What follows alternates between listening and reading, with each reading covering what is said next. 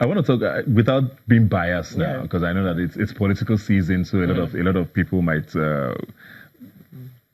How would you rank this government? You know, because we see rankings like this with ease of doing business, and I know they have talked a lot about trying to get us up the ranking, but it seems like we're not necessarily doing that. So you have played in this field now for 3 years.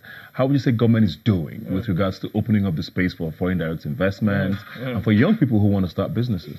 Yeah, so I think, as you said, I think a lot of the things that need to be done, I feel, have a lag in terms of manifesting.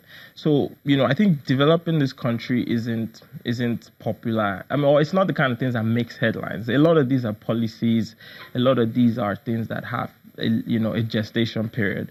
So some of the policies this government is pushing, I think, is in the right direction. So they're doing a lot with agriculture, in terms of financing, in terms of, inputs. You also have ease of doing business. So a good example is NAFDAC. When I started this business, it took about a year. 8 months to a year to get NAFDAC.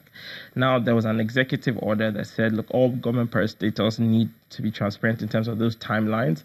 And if it exceeds that timeline, you can assume that you're approved. So now that time has come down to 3 months. These are not the kind of things that make headlines, but I think these are the kind of fixes we need. So is it a step in the right direction? I think yes. Is it going as fast as it should? I don't know. I don't think, they're doing everything perfectly. But I think the political will, and in terms of where we're trending, I think it's in the right direction. Yeah, so, because, we hear people who try, for example, who import stuff. Yeah. There's all of the bottlenecks at the ports. There's tons and tons of parastatals and agencies that you need to go through with this. I don't know do you ever get in touch with, I don't know if you're with anybody in government to find out why these things are, if there are plans to, for example, get these things out of the way. I don't know if that's the same with a business like yours, for example. So, I've been involved in some dialogue, senior, high-level dialogues about agriculture. And one thing I left always, I always understood how complex these issues are. Yeah. So you're working in the context of scarce resources, but multiple stakeholders, you have legacy issues. It's a nation. I never really understood how complex it is to figure these things out. So I think that's some of the challenges, is that it's hard work and it's not like overnight type of work.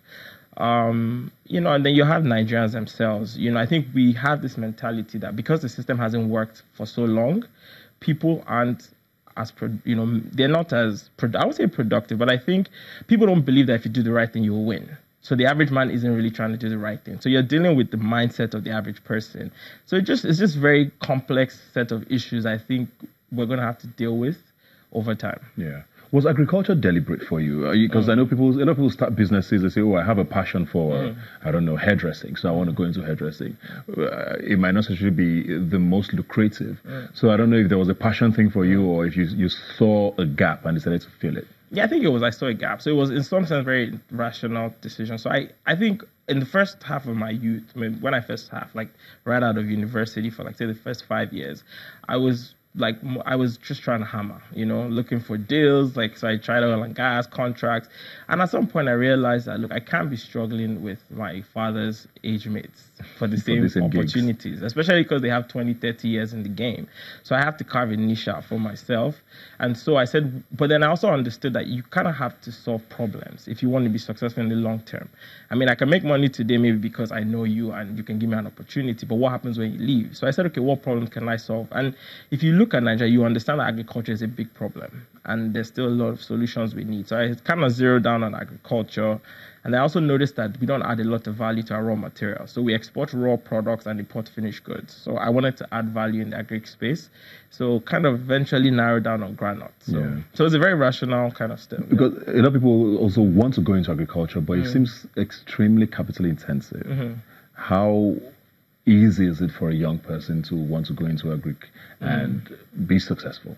Yeah, I think you're right. It's very capital intensive and it's very daunting.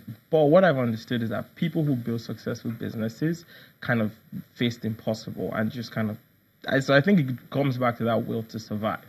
It's like, how do you try to create Facebook? It's like such a mammoth task that you need that just desire and drive and just kind of buy. Where there's a will, there's a way. That's the short answer. But on a day-to-day, that means just being, creative, being persistent, being all of that.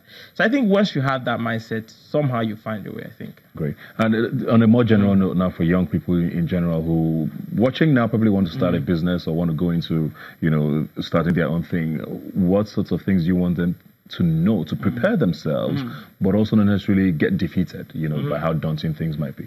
So I think for me, it's about pacing yourself. So before I used to want to become successful in 3 months, and obviously that never happened. And so I realized that if I give myself 5 to 10 years, there's a lot I can achieve if I'm focused, if I keep trying to solve this problem. So a good example with Granite, there's so much we've learned in 3 years, but we're still learning so much.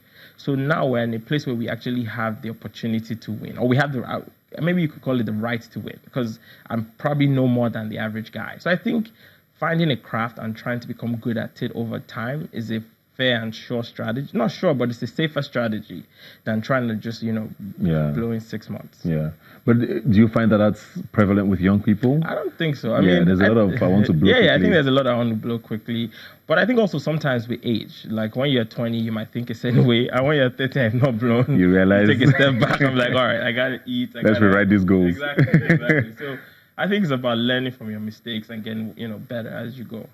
Yeah. Well, thank you very much. Good luck with everything you do. Ladipo Olawani, Forbes 30 under 30. Yeah. And great stuff. Thanks for sharing your thoughts with us today. Thank you. Thanks.